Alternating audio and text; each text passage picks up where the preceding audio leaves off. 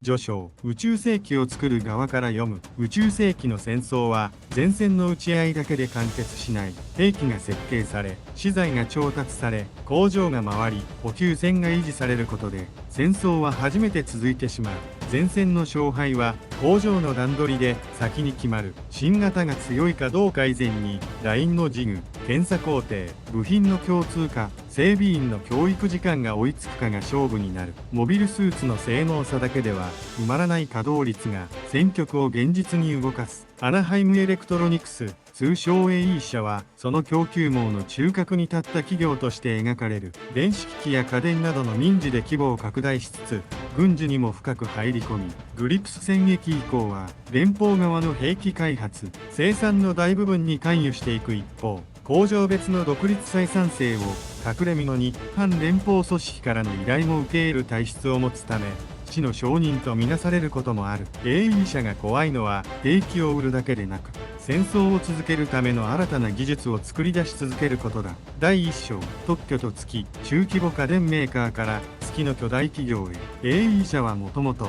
北米に本社を置く中規模家電メーカーだったが、サイアム・マーキス後にビスト系へ入る人物の働きで特許を取得したことを契機に急成長し、月面都市グラナダに本社を構える巨大企業へ発展した。月を実質的に支配し、地球圏経済にも政治にも強い影響力を持つ存在になっていくというのが出発点だ。ここで月は工場を置ける場所ではなく政治そのものになっていく。月面都市の力は人口や観光ではなく真空、低重力、広い試験空間で兵器開発に都合が良いことにある。 AE 社が月に拠点を移すとは工場移転ではなく国家の心臓部を握るに近い。政治が企業に頭を下げる場面が、このラインが止まると宇宙軍が止まるという事実で生まれる。1年戦争以前から連邦の兵器受注額トップだったという資料がある一方で、別資料では当時の主受注先は別企業だったとされ、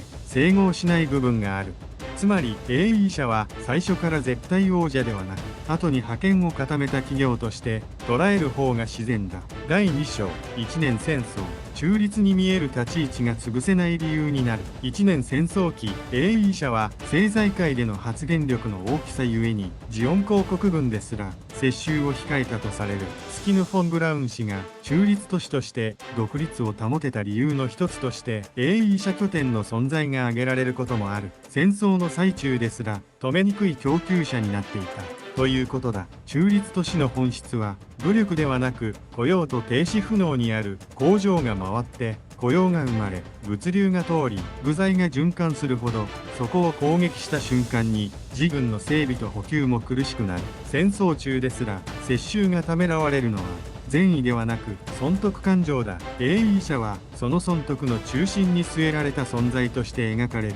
さらにジオン占領下のグラナダでザク2バリエーションの設計生産が行われたという話も示され、作品によってどこまで関与していたかの温度差が残る。ただこの揺れ幅自体が AE 社をどちらにも製品が行き渡りうる巨大企業として描く装置になっている。はっきり白黒をつけないことで視聴者は結局どっちにも物が渡りうると感じる。 AE 社は悪役というより、戦争が巨大化すると自然に生まれる曖昧な供給者の化身になる。第3章。戦後再編。ジオニック吸収とグラナダ支社の反独立化。戦後 AE 社は解体されたジオニック社の関連技術者や研究施設を吸収し、グラナダ支社と第二研究事業部を設立した。その結果グラナダ支社は元ジオンの軍人研究者が多くを占め、後にシャアのネオジオンの軍備整備を行うなど反独立した存在になっていく。企業吸収で本当に強いのは設計図ではない。熟練工の手順、検査基準、加工機の癖、部材商社との結びつき、失敗しない段取り、そういう再現不能なノウハウが移植される。ジオニック吸収は旧ジオン技術の獲得というより、ジオンが戦争を回していた方法を社内に取り込む話として入る。この同じ会社の中に政治的に別方向を向き得る部門があるという構造が、後年の二枚舌を個人の悪意ではなく組織の仕組みとして成立させる。さらに同じ社名のまま別の組織が複数入っている。本社側は連邦との関係を優先し、グラナダ系は旧ジオンの人脈が濃い、研究は完成を求め、営業は政治の火消しに走る。どれも会社の利益だが、向く方向は一致しない。結果、二枚舌は誰かの悪意ではなく、同じ社内に別の組織がある状態で自然に起動する。また戦後の拡張はジオニックだけにとどまらず、ハービック社やボーバ社、ブラッシュ社など両軍の主要兵器企業を次々に買収し、地球圏の兵器開発製造をほぼ独占するに至った。ここで AE 社は作れるだけでなく作らせる、回せる側へ回る。第4章、ラビアンローズと兵器インフラ化。工場だけではなく戦争の兵端を持つ。宇宙世紀80年代、AE 社はラビアンローズという研究開発施設兼自走ドック艦を建造した。有事に移動可能な整備基地として機能する。つまり AE 社は工場群に加えて前線の継戦能力そのものを支える戦時体制まで用意したことになる。兵器を売る企業から戦争を運用できる企業へ質が変わっていく。移動ドックの価値は格納庫の広さより前線が失うはずの時間を取り戻せる点にある。損傷機を構想する距離が短くなるだけで稼働率は跳ね上がる。これは兵器の性能差では埋まらない。 AE 社はモビルスーツを売るだけでなく、部隊が戦い続けられる時間を商品化した。ここで企業は軍の背後にいるのではなく軍の一部になる。同時に AE 社が管理運営するコロニーとしてインダストリアルセブンを有し、コロニー内の施設へ焦点がアナハイム系企業で占められ、人口規模も大きくなる。ここまで来ると AE 社は企業というより会社統治領を持つ準国家のような顔になる。生活圏が企業で固まり始めた瞬間、戦時には住民もまた兵端資源になってしまう。企業国家化とは工場が増えることではなく、社会全体が供給網に組み込まれていくことだ。第5章、グリプス戦役。二枚舌は仕組みとして起動する。グリプス戦役以降、連邦軍のモビルスーツなどの兵器はほとんど AE 社が開発または生産に携わる一方、工場別の独立採算性を隠れ蓑に一部の部署がネオジオンやエウーゴなど反連邦組織依頼を受けてモビルスーツを製造していたとされる。ここで重要なのは二枚舌が同じ社内の別会計で可能となる点だ。そしてこの独立採算の進化は裏切りではなく責任の切り離しにある。財布を分けた瞬間に倫理も責任も分解される。個々の部署は自分の採算と自分の契約を最適化しているだけなのに、合算すると最悪の結果だけが残る。誰も全体の悪を自覚しないのに結果だけが最悪になる。二枚舌は人格ではなく仕組みの副作用として起きる。象徴としてマラサイがある。マラサイはエウーゴへの関与を疑われた AE 社が追及の矛先をそらすためにティターンズへ無償で供出した機体である。ここは AE 社がティターンズにも売ったより一段踏み込んで政治的火消しとして無償で差し出したというニュアンスが重要で、二枚舌というより追及を逃れるための賄賂に近い。無償供出は商売ではなく追及を止める作戦として機能する。企業が生き残るための最も生々しい場面だ。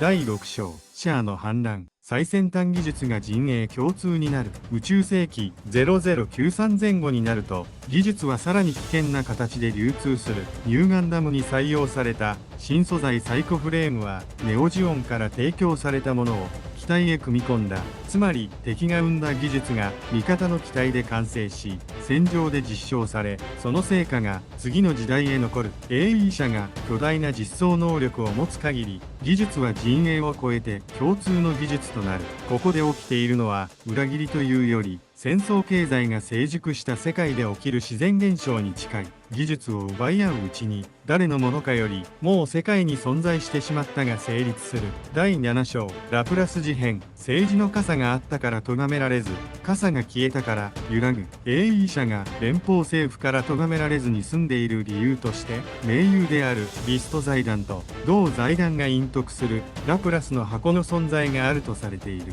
しかし宇宙世紀96年のラプラス事変によって箱が開示され AE 社はその庇護を失う。ただ企業が守られる理由は正しさより困る人の多さだ。AE 社が社会へ食い込むほど、咎めると困る人が増える。雇用、教育、生活インフラ、部品供給、保守契約、そのどれかが止まるだけで、行政も軍も現場が回らなくなる。だから、企業は正しくなくても生き残る。これは宇宙世紀の現実味になる。また、インダストリアルセブンに、アナハイムエレクトロニクス工業専門学校が存在し、ラプラス事変の舞台に、AE 社の影が重なる。事件の現場が AE 社の生活圏と重なっている構図は、企業が社会そのものへ食い込んだ結果として印象的だ。第8章、マフティー・ドーラン、同時代の完成形を双方へ回す。宇宙世紀105年、マフティー・ドーランでも、この構造は続く。テーネロ系はアナハイムエレクトロニクス社製のモビルスーツであり、ミノフスキーフライトの小型化技術を搭載した機体の一つ。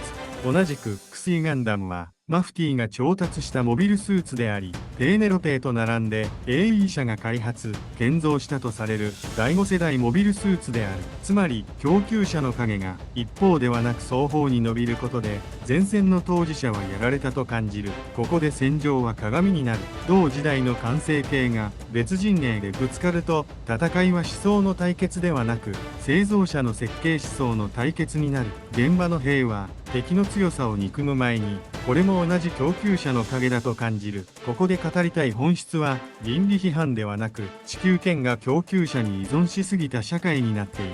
という構造そのものだ。第9章、サナリー対等。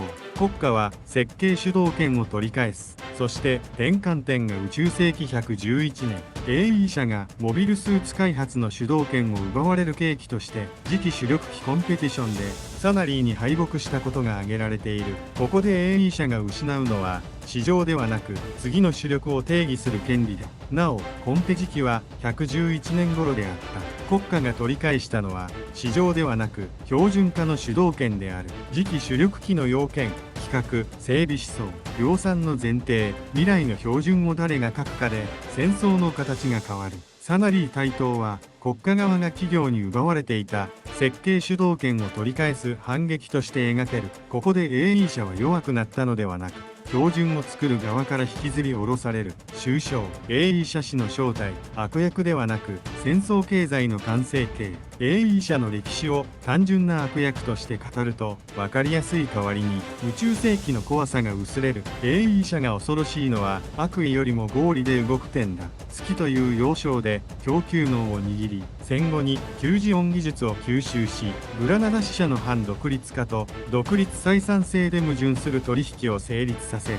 ラプラスの箱という政治の傘で咎められずに済み、傘を失った後に国家研究機関へ設計主導権を奪われていく。そして、ここにもう一つ作る側の恐怖がある。伝統主導の先端開発が政治的な混乱や流出を通じて、結果的に別勢力の放棄や戦局悪化へつながる。AE が回した最先端が AE の首を絞める。技術優位の物語に見えて、その実、勝敗を決めたのは流出リスク管理の敗北だった。という見方が成立する。さらに戦争は敵味方より先に供給網でつながっていく。時期によっては敵味方が同系統の技術や部材で殴り合う構図すら生まれる。同じカタログの別ページで戦っているような現実が宇宙世紀の寒気を増幅させる。この一連は宇宙世紀が戦争の物語であると同時に経済戦争の物語でもあることを示している。合理で回した結果、止める理由が消えていく。工場を止めれば失業が出る。補給を切れば前線が死ぬ。技術を封じればよそがやる。だから最適化が進み戦争が続いてしまう。AE 社はその完成形として善悪ではなく構造の偶話になる。